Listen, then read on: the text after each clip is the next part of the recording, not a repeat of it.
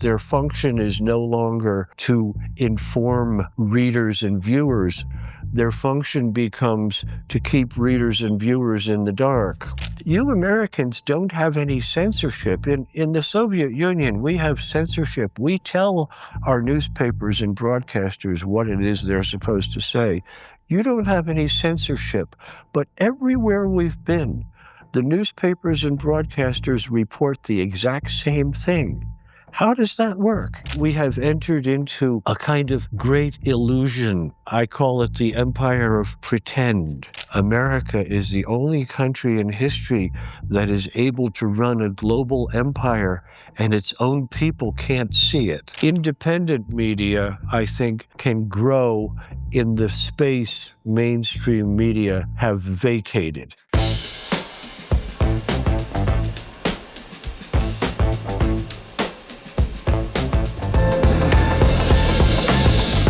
Gegen den Strom. Zur Person.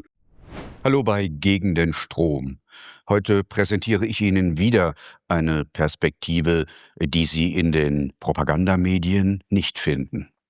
Patrick Lawrence hat für viele große Zeitungen und Zeitschriften gearbeitet, beispielsweise für die New York Times oder für den International Herald Tribune. Aber er hat auch für unabhängige Medien gearbeitet, wie The Nation, Consortium News oder Counterpunch. Und er hat ein wunderbares Buch geschrieben, Journalisten und ihre Schatten, das im Promedia Verlag in Wien erschienen ist und ich Ihnen sehr empfehlen kann. Hello, Patrick. Hello, Patrick. Good Journalists to see you. and their shadows. What are the shadows of journalists? I'm glad we start with this question, Patrick, because I think it's probably the most original idea in the book. We need to come to terms with what happens to journalists psychologically when they enter into what we call mainstream journalism. There's a sort of transformation that's, I don't think it's ever been written about in quite the same way I have tried to do. When you begin reporting or editing for a mainstream newspaper, you set aside, subtly or otherwise, you set aside your own thoughts, your own authentic judgments and so forth, and assume the thinking and judgments, indeed the ideology of your publication. Now, I drew from Jung when I developed this theme. Jung argued here and there in many books, we all have shadows. Our shadows are those parts of ourselves we obscure for the sake of social convention, conformity, the coercions of employers, and so on, for one or another reason. They're kind of perhaps not quite the right term, but let me stay with it. They're kind of our private selves, okay? We all have shadows. The reason I developed this theme is because in the case of journalists, these shadows become extremely significant because it is when journalists develop their shadows and obscure their authentic selves that the reporting becomes perverted, distorted. Okay, so the shadow we all have has consequences in the case of journalists that it doesn't have for others. And my argument is this is a very critical and fundamental problem in journalism. And my final argument at the end of the book is in favor of independent journalism. And in terms, perhaps you'll understand, it is in independent media where journalists can once again become one with their shadows so that they are their authentic selves again. Let me get back for a moment to the journalistic personality. Mm-hmm. That means, what you say means that every journalist in mainstream media has a split personality. It's a strong term, Patrick, a psychiatric term, but in effect, I would say yes. As I say in the book, what happens in mainstream journalism, we turn Descartes on his head.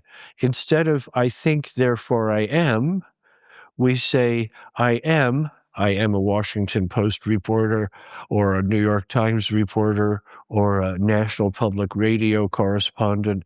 I am, therefore I think. I'm a Washington Post reporter, and because I'm a Washington Post reporter, this is what I think of Russia, Iran, or what have you. You see? Yeah. I was a freelancer for 15 years, for more than 15 years, and made experiences of such kind. You have an idea and you're coming to your editor-in-chief, and he will say, we have to think about this topic a bit more. Next day, you come again, and he will say, oh, that doesn't fit our program today. And the third day, you will come up, and probably he will say, with this issue, we should be very careful. At the fourth day, you have learned a lot, and you overtake the way of thinking of your bosses in your own mind. Is this the process of transformation? Yes, yeah, exactly. In a condensed form, it's exactly what happens. You say something amusing. I touch on this in the book. When a piece of journalism cannot be published or broadcast because it is an ideological transgression or some such thing, right?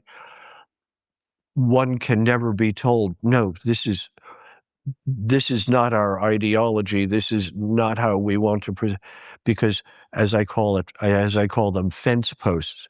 There aren't supposed to be any fence posts. We call it as we see it, and so on, right? So it's always, I mentioned this in the book, it's always, oh, we need a little more reporting there, or your sources are not quite adequate, or the writing is not really very clear. It's always some question of method, and that's how they subvert good work. In the year 1999, I worked in Serbia and in Kosovo, which was a war against international law. And I made an interview with a representative of the International Organization of Cooperation in Europe and asked him, is this an illegal war? And he answered, yes. And he gave me some reasons for that. And I implemented this interview in a report which was never broadcasted. And they told me arguments like, it doesn't fit the program today, and all that. They did not want to broadcast that this was an illegal war. Is the transformation of journalism related to the illegal wars of the West? Yes. What you're describing here, I say in the book, is this is certainly true in America. I assume it's true in Europe. I'm almost certain it is. There is the great unsayable, okay? There is the sayable, and then there is the unsayable. And what happened in your case is someone articulated in an interview something that was not sayable. You cannot say that was an illegal war. So no broadcast, right? I want to mention one thing. This means the great project of independent media is to make the unsayable sayable. What does the unsayable say about the condition and the state of Western societies?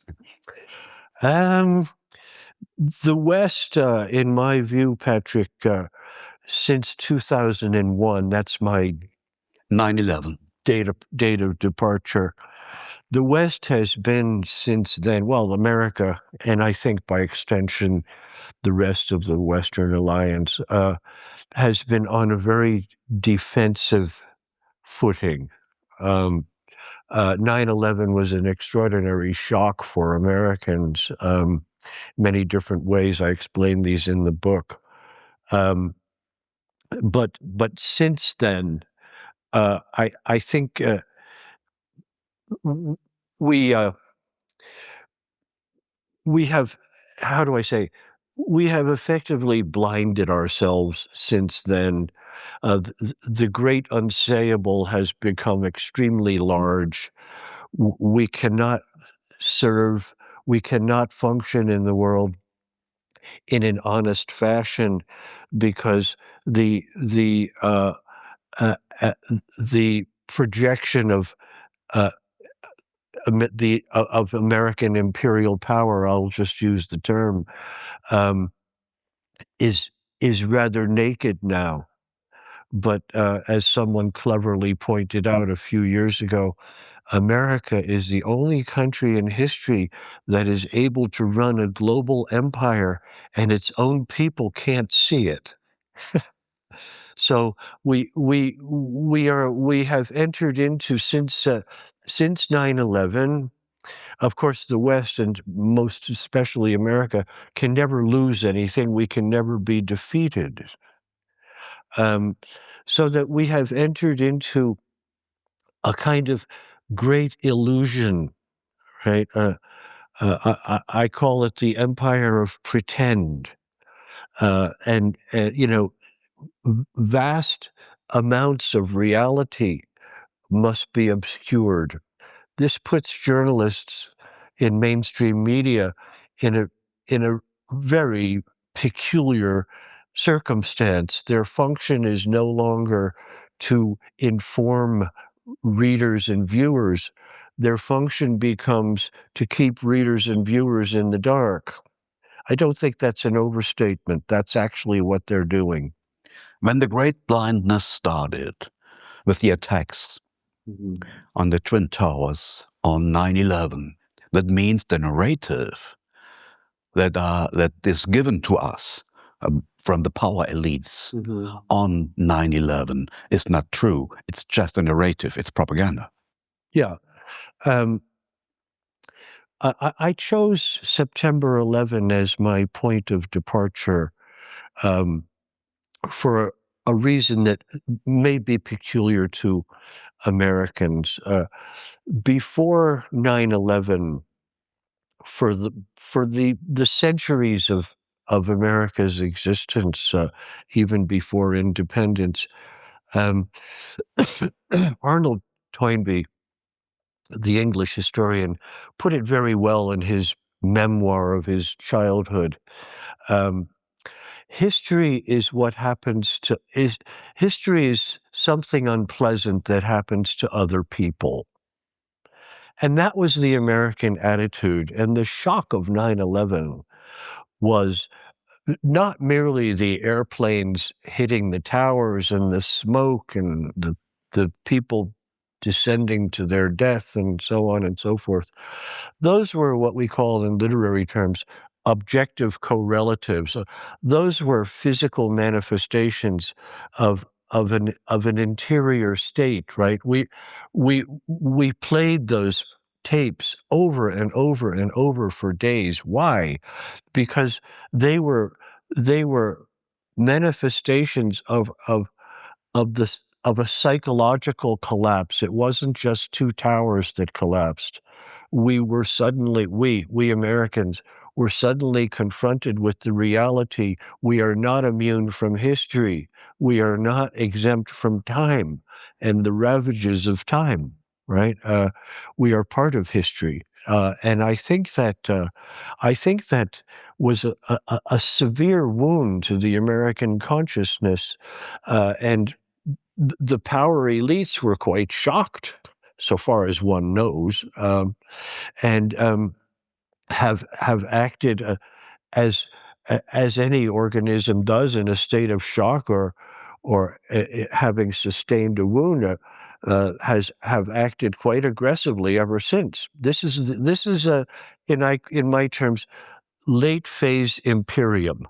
That's what we're looking at, and it's unusually aggressive, right? And would you go so far to say that the power elites in America were in some kind involved in the attacks of 9/11?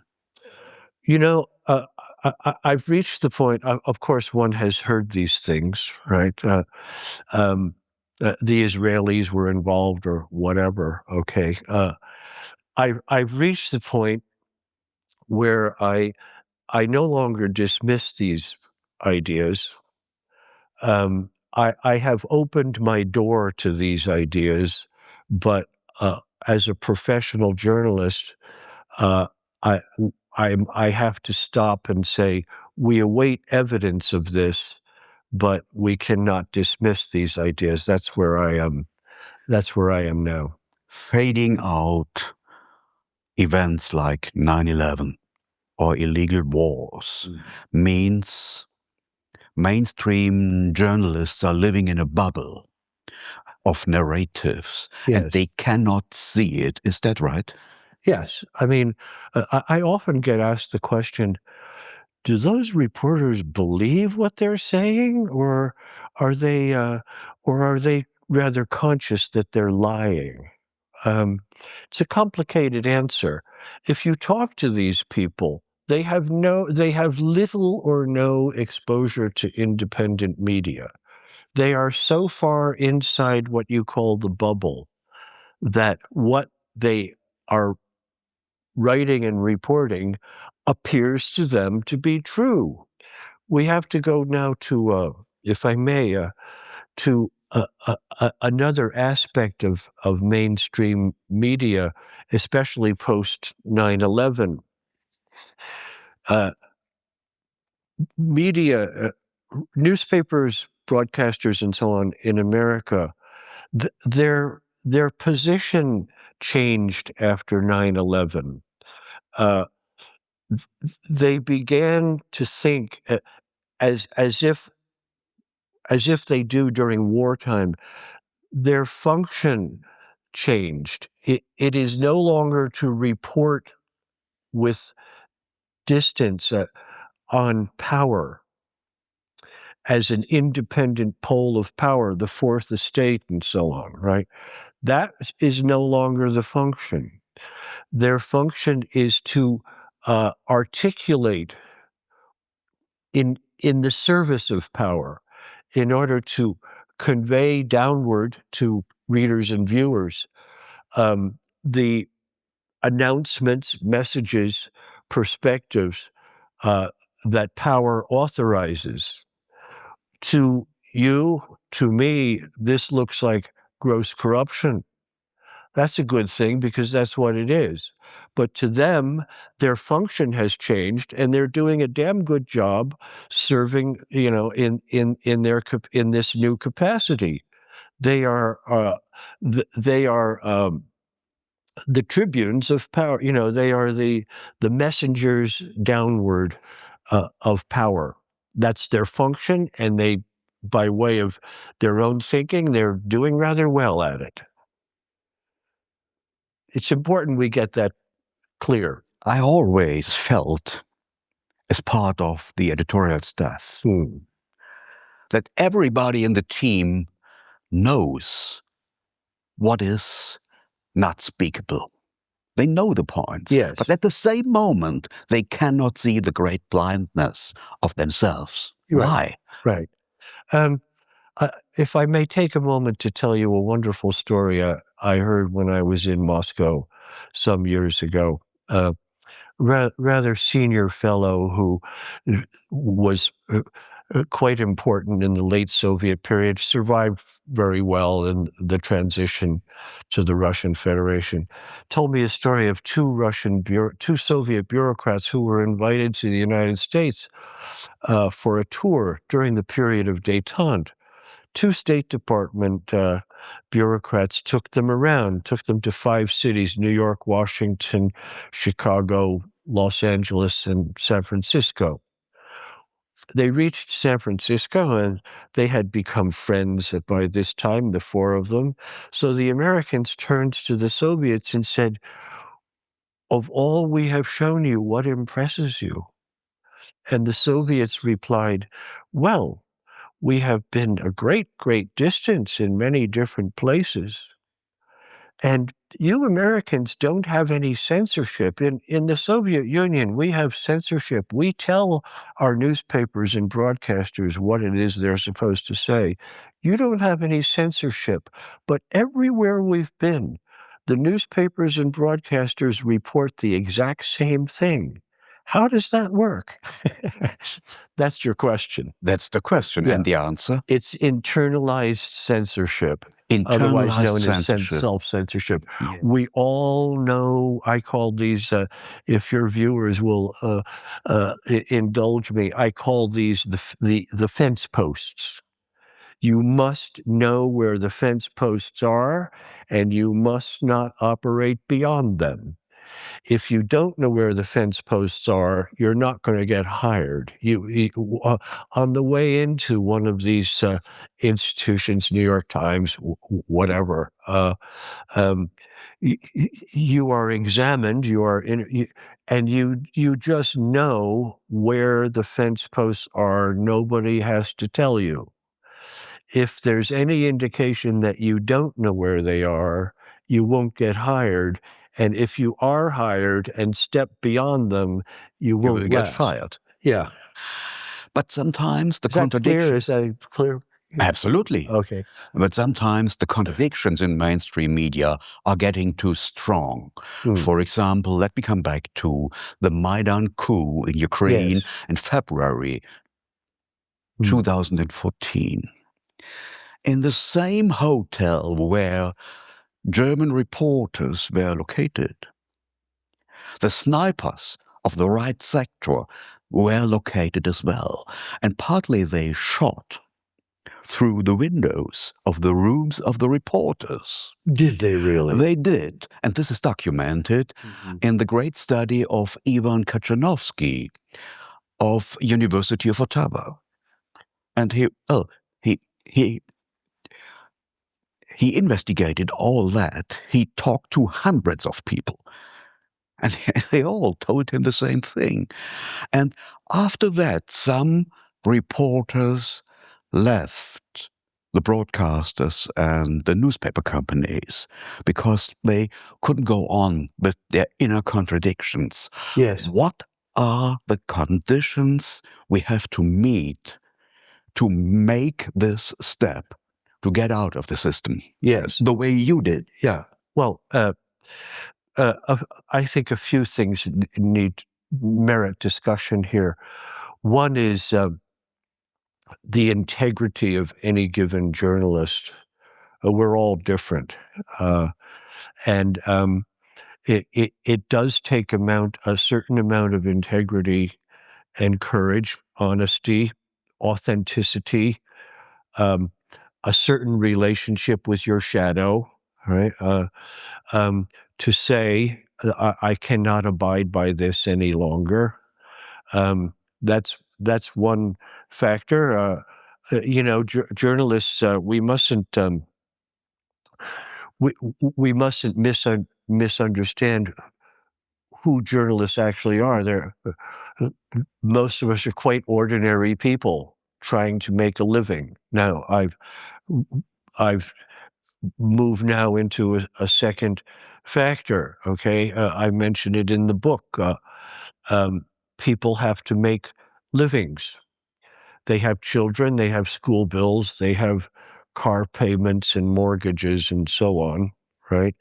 That's a very big factor in keeping people in mainstream journalism.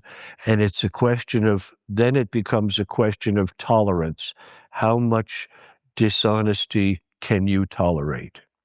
And it becomes very material. As I say in the book, it's hard to explain this to readers or others outside the profession, but an extraordinary factor, a very powerful factor in the way news events are reported and described in print.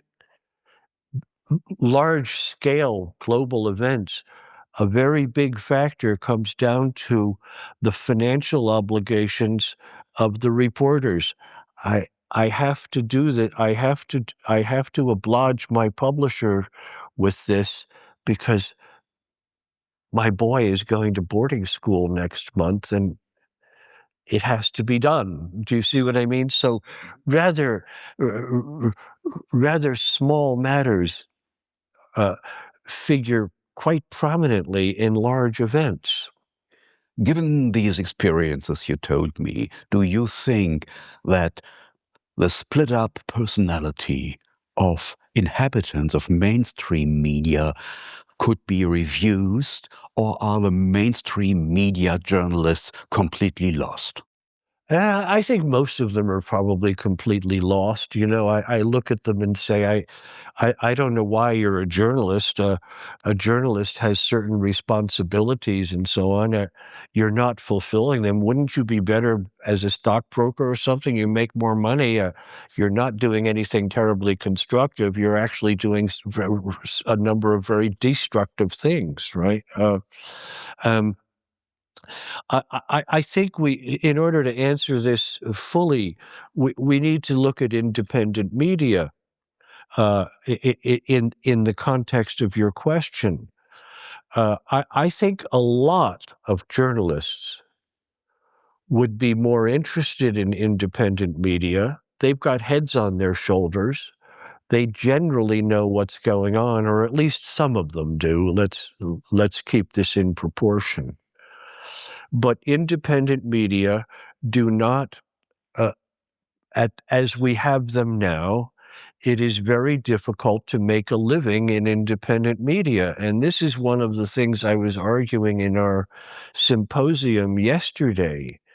We have got to get a revenue model in place such that we can attract trained professionals, serious people, who understand, no, we are not going to be super wealthy superstars, but we can make an honest living and provide for our families and still be honest. That means mainstream media needs a model of revenue that is making profits under capitalistic conditions. Yeah. How could it work? That's the mainstream media model.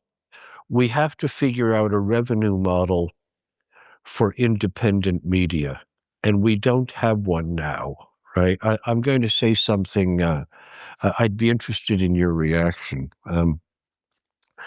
There are independent journalists who will announce in their publications, I'm not going to charge you. If if you want to pay for this, that's fine, but I don't make you. It's free.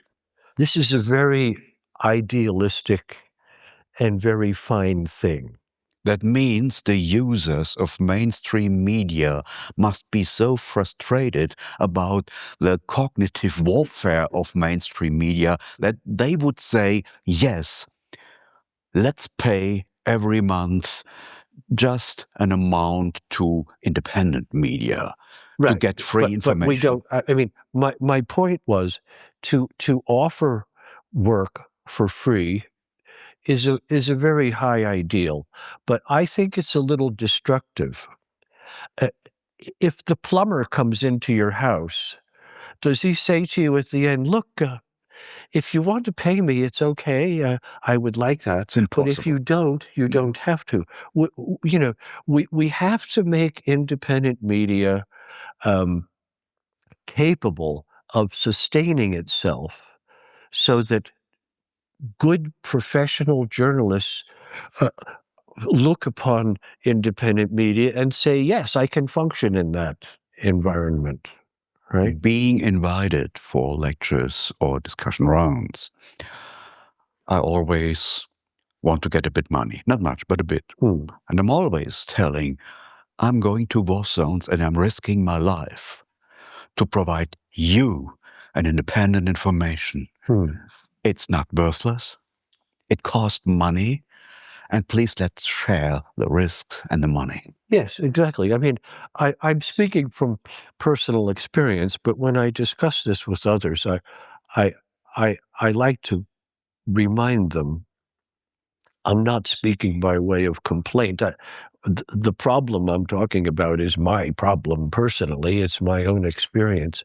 But I'm speaking more broadly for the health of independent media and their ability to sustain themselves, right?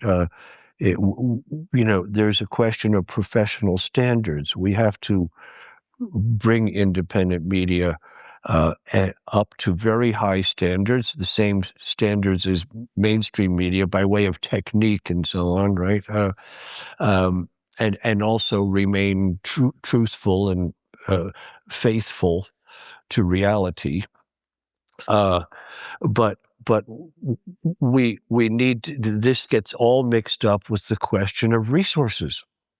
At the moment, my observation is that independent media, because of the corruption of mainstream media and where, as we said earlier, where they place themselves in relationship to power, at the moment, the responsibilities of independent media are very, very large, heavy, if you like. But they are very outsized to our resources. That doesn't mean they're not real. That doesn't mean that we don't have to bear these responsibilities. We do, but the resources are too scarce. And I want to add one more thing. I don't think we should take this as a discouraging situation. We must bear in mind when we're talking about independent media, we are talking about media that have arisen since digital publication became a reality, the mid-1990s? So we remind ourselves, Patrick, this is early days. There's a lot of growing to do. I would say there's a lot of weeding out to do because there's a fair amount of amateur activity. As I said yesterday, the question of outsized egos, they just get in the way, right? So there's a lot of development. There's a lot of maturation. And I think we need to remind ourselves, it's early. Keep going. It'll come good. Basically, that means that we have to recognize that also in independent media, we have to see if you want to hire a $50 reporter, you have to pay $50. If you want to get a $10 reporter, you have to pay $10. But you can't get a $50 reporter for $10. Only for $10. Yeah. Also, yes, this is my formula. I learned this when I edited the Asian edition of the International Herald Tribune. My final phase in mainstream media. It was after that I realized there's nothing more to be done in mainstream media. I loved the Herald Tribune in its better days, but when the New York Times took it over, you always were a $50 reporter, and mostly you were paid by $10. How did you find your way to the independent media? Going back to what I was just saying, my final days with the Herald Tribune were after the New York Times took it over. Prior to the New York Times takeover of the Herald Tribune, it had been a part owner, but it took over the entire thing, 2004, 2005. It transformed. I mean, the Herald Trib was a very special paper. It was American, but the head office was in Paris. It had a very worldly perspective. It wasn't so subjected to American ideological pressures and so on. It was a very singular sort of publication. I had some very fine years there. But once the Times took it over, there were, as I put it in the book, I think, there are Herald Tribune people and there are New York Times people, and one by one, I was Herald Tribune person. One by one, we were all pushed aside, and it was at that point that I said, there's nothing more to be done in mainstream media. Either I make my bargain, and in a way we were discussing earlier, I make my unconscionable compromises and become ever more dishonest in order to get paid, or I have to take a new direction. It was at that point that I started looking at independent media. I was late to independent media. I'm talking about 2012, 2013. A bit late. Hours later. And at that point, I was a bit old school. If you can't hold it in your hands and smell the ink, it's not that serious, right? But I was very delightfully, pleasingly surprised when I started writing for independent media. As I explain in the book, I wasn't looking for a new voice. A new voice found me. I discovered I can write what I really mean now, in much more authentic language that speaks directly to my readers. That was 2012 or 13. I first started writing in independent media. You left the Tribune because the concentration process led to another content. Is that right? Yeah. I mean, concentration in media, I assume that's your topic, is a very insidious phenomenon. At this point, media are so concentrated, I'm not sure there's any more concentrating to be done, right? You have the New York Times, you have Dow Jones, and you have a few other very large institutions. They own radio stations, TV stations, newspapers galore, small, medium, and large. I assume the same thing is true in Germany, elsewhere in Europe. This phenomenon of concentration has newspapers in the standard Western model are two things. They are businesses, for better or worse, they are businesses. But they also operate in public space and they have civic responsibilities. A well-run newspaper has those things in balance. What happens with all these incessant takeovers is they become purely businesses. They neglect their responsibilities in public space. That's how I like to put it. Okay, trying to make a newspaper business. Every long investigation is seen as a burden. Yeah. How can you solve this problem? Well, I'm not sure it can be solved in mainstream media. To answer your question more in a broad fashion, I'm not sure mainstream media as we have them now are salvageable by way of any kind of restoration of their integrity and so forth. Maybe, but a lot of larger things would have to happen in the societies where they are embedded. A new awareness, the end of all our illusions about power and so on, and a restoration of media as an independent pole of power. The term fourth estate now, as I say in the book, it's an antique. It's a dusty, it's a museum piece, that term.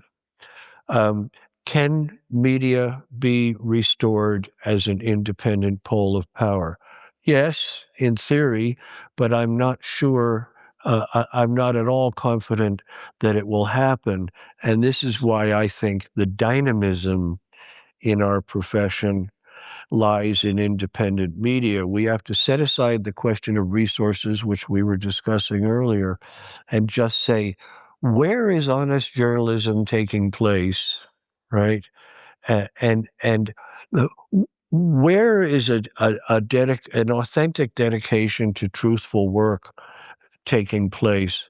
It's in independent media, and I think this is why I think the future of the profession, and certainly the dynamism and vitality of the profession, lie in independent media. When I'm reading German independent media, Yes. I see a lot of commentaries, but less investigations. Probably why that's why the investigations cost They're much expensive. money. They are expensive. Yeah. So can you share this experience? Well, in the American case, you have kind of a mix. Okay, I do commentary, right? I couldn't finance a major investigative project. I just couldn't, and I don't speak strictly out of personal experience.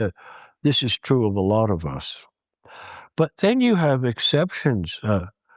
And I would say, if I may, exceptional exceptions, right? You have a website such as a publication such as the Gray Zone. Okay, maybe your viewers will know of it. If they don't, I urge it upon them. The Gray Zone began, I don't know, 10, 12 years ago, and it reached a kind of, it built a readership. They do print and they do language, and they also do podcasts, right? It reached a critical mass of readers such that they began to have they accumulated the resources necessary. That was one thing. So they now can finance considerable investigations. I'm not talking about armies of people put onto a project the way the New York Times might, but they do excellent investigative work. And another thing, Patrick, they're large enough so that people who have information they want to leak or whatever, they are kind of a magnet. They will go to the Gray Zone and say, I've got some documents for you. So it becomes kind of a self-generating. The Gray Zone, I would mention. Another one called Mint Press. Mint Press does excellent work. They have really a couple of really superb reporters. One's name is Alan McLeod. Excellent. When Alan McLeod is publishing something, I see his byline. I certainly want to read it right away. You know, Who will win the race between mainstream media and independent media? Let us not illusion ourselves. Independent mainstream media are not going away tomorrow. I think their function has fundamentally changed. As I described before, they are appendages of power, political power, bureaucratic power, financial power. They are appendages of power, and they will continue to function in this way, but they will be understood more and more by more and more readers and viewers as that is their function. I didn't visit the Soviet Union when Pravda was a Soviet publication, but it is. I think it will become more and more. They are recognized as official, so to speak, publications, right? Independent media, I think, can grow in the space mainstream media have vacated, and they have vacated a very large amount of space in, as I call it, the village green, right? The public square. Thanks very much, Patrick Lawrence. Okay. Die Mainstream-Medien werden fortexistieren, sie werden als Propagandamedien weiterleben, aber den Raum, den sie freimachen, diesen Raum werden die unabhängigen Medien besetzen. Hierbei gegen den Strom sehen Sie Positionen, die Sie in den Propagandamedien nicht finden. Wir besetzen den Raum, den die Propagandamedien freimachen. Abonnieren Sie meinen Kanal, teilen Sie unsere Interviews.